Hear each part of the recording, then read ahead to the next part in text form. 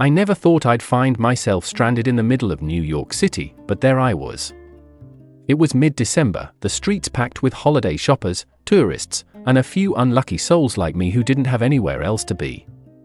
I'd just moved to the city 3 weeks prior with dreams of making it as a photographer.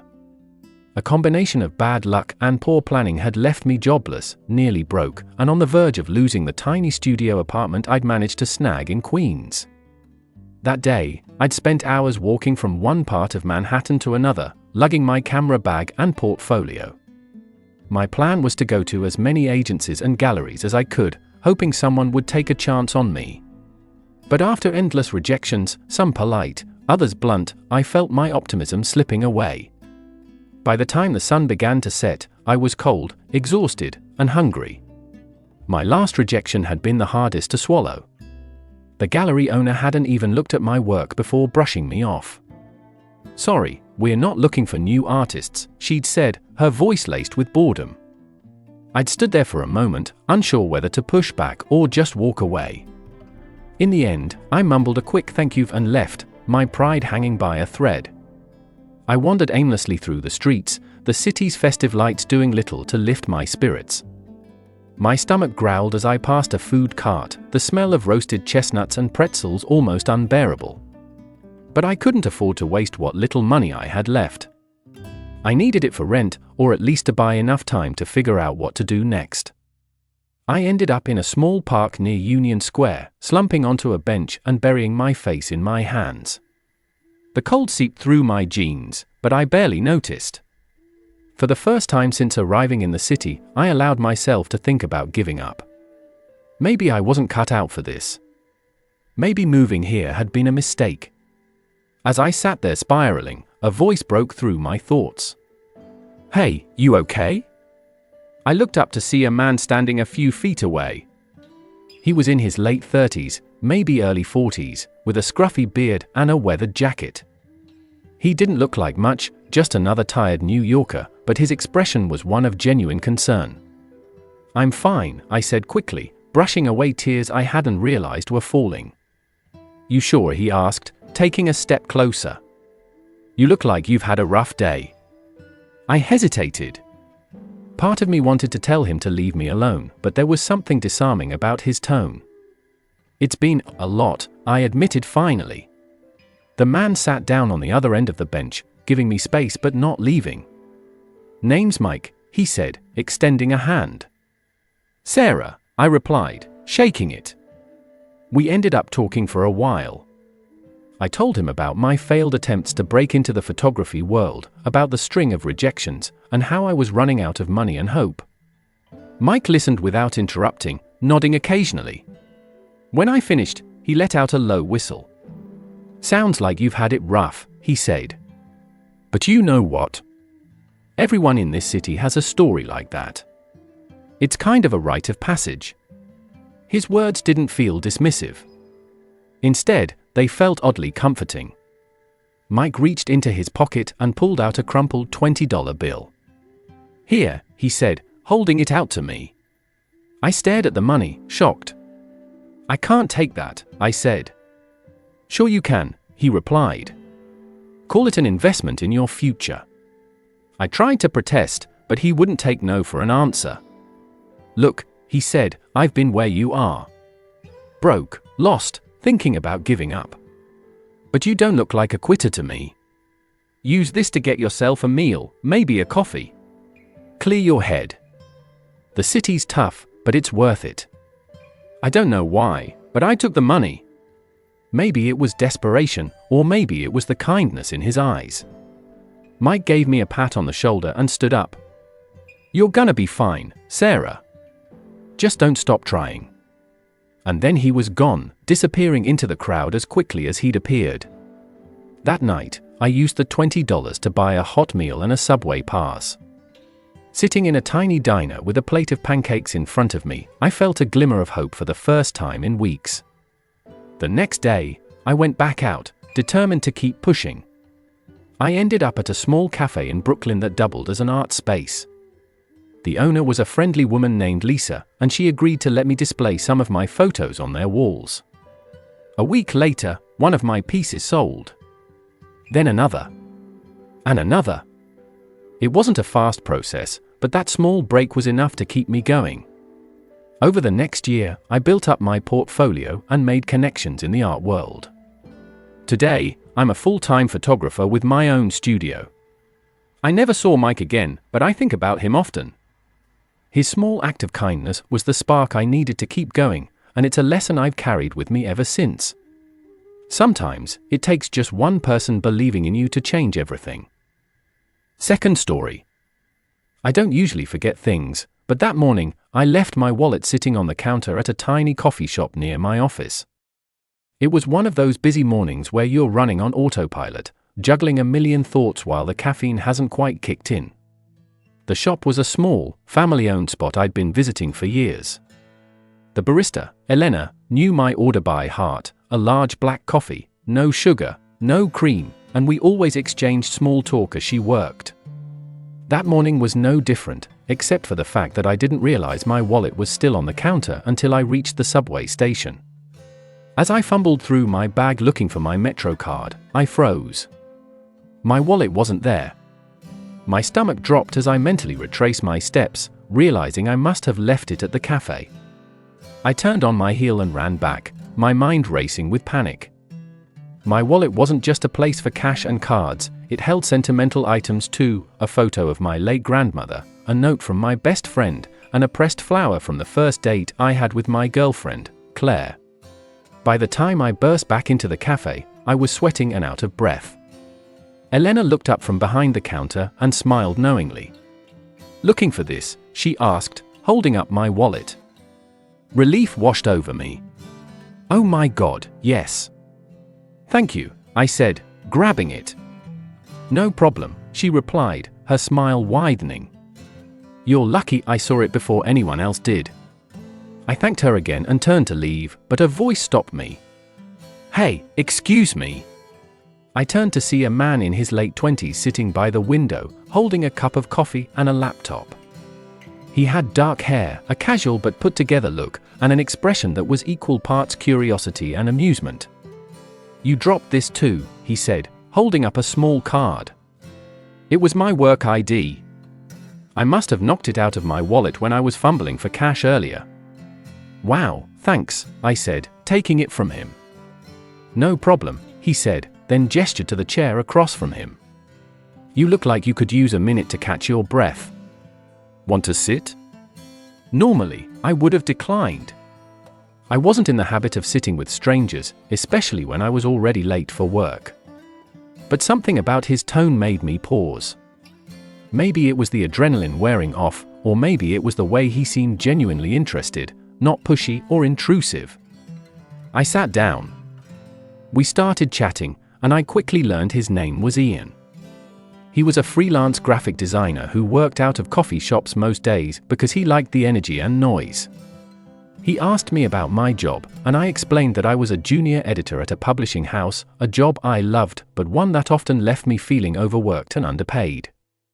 The conversation flowed easily, and before I knew it, an hour had passed. I should have been frustrated by how late I was, but instead, I felt surprisingly calm. As I got up to leave, Ian handed me a business card. "In case you ever need a designer," he said with a grin. I laughed, pocketed the card, and left. A week later, I found myself thinking about that conversation. Something about Ian's relaxed confidence and creative approach to life had stuck with me. At the time, I was working on a side project, a short story collection I'd been dreaming of publishing someday. The problem was, I had no idea how to format or design it in a way that would make it stand out. I pulled out Ian's card and decided to email him. To my surprise, he responded almost immediately. He was excited about the project and offered to meet up to discuss ideas. Over the next few weeks, we collaborated on the design. Ian's vision was sharp and innovative, and he had a knack for turning vague ideas into stunning visuals. But our meetings weren't just about work. We ended up talking about everything: our favorite books, the struggles of balancing passion projects with day jobs, even our respective dating lives. By the time the project was finished, we'd become good friends. The story collection, titled Fragments of the Everyday ended up being a modest success. I self-published it online, and Ian's design work got a lot of praise in reviews. The experience gave me the confidence to keep writing, and it also opened up opportunities for Ian. A small publisher noticed his work on my book and hired him to redesign their entire catalogue. We both joked about how a forgotten wallet had led to such a lucky break for both of us. That wasn't the end of our story, though. A few months later, Ian called me out of the blue, sounding more excited than I'd ever heard him. "I just got an offer to design a graphic novel," he said. "And I want you to write it." I was floored. Writing a graphic novel was something I'd always dreamed of, but never thought I'd have the chance to do. We spent the next year working on the project, pouring our hearts into every detail. When it was finally published, it received glowing reviews and even won a small industry award. Looking back, it's incredible to think how one small mistake, forgetting my wallet, led to so many life-changing events. Not only did I make a lifelong friend in Ian, but I also found new confidence in my creative abilities. It's funny how life works sometimes. A single moment, a chance encounter, can set off a chain reaction that changes everything. So, the next time you're having a rough day, remember this: even the most frustrating setbacks can lead to something amazing.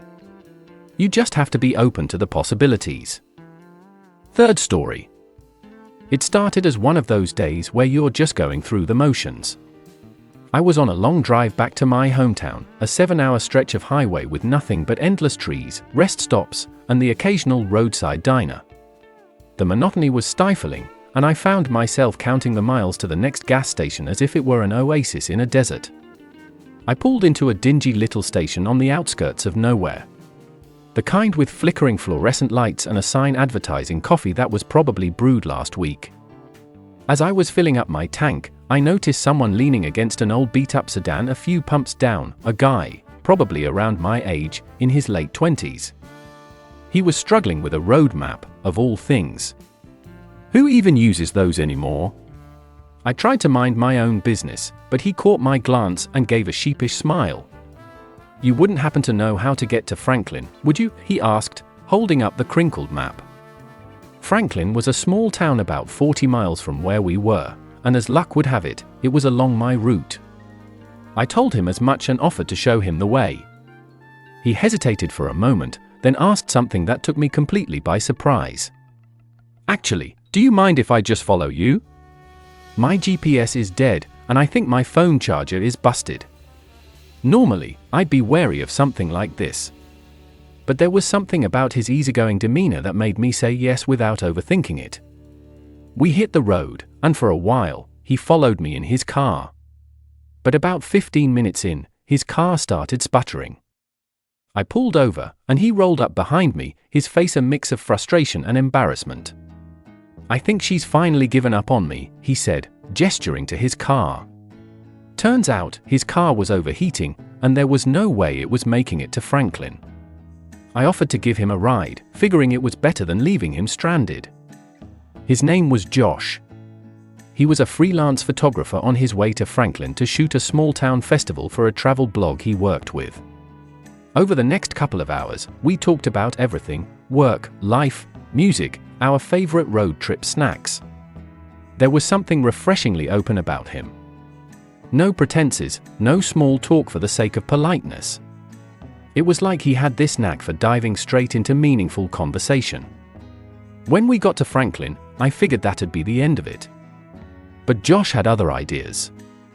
"Hey," he said as we pulled up to the town square, "I know this is a little out there, but since you're already here, do you want to check out the festival? I could use an extra pair of hands, and I'll buy you dinner as thanks." I surprised myself by saying yes.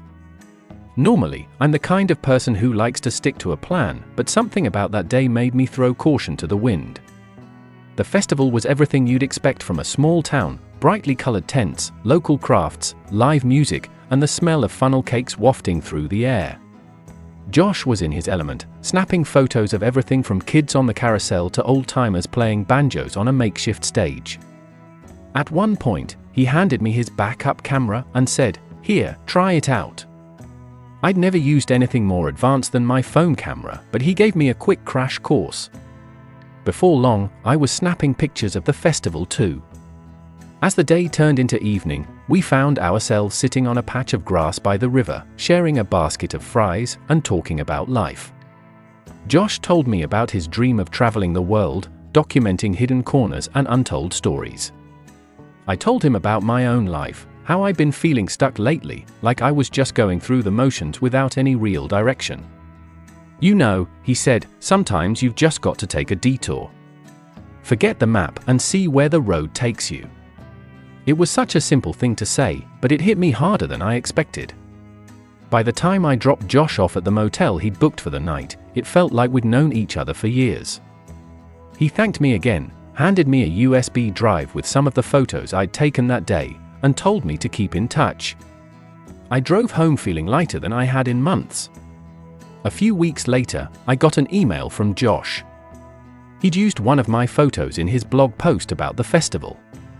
Seeing my name in the photo credit was a small thing, but it sparked something in me. I started picking up photography as a hobby, and it became an unexpected source of joy. Looking back, that chance encounter at the gas station was one of the best things that ever happened to me. It reminded me that life isn't always about sticking to a plan. Sometimes, the best moments come when you let yourself take a detour and embrace the unexpected. So, here's my advice: the next time life throws you a curveball, don't be so quick to dismiss it. You never know where the road might lead,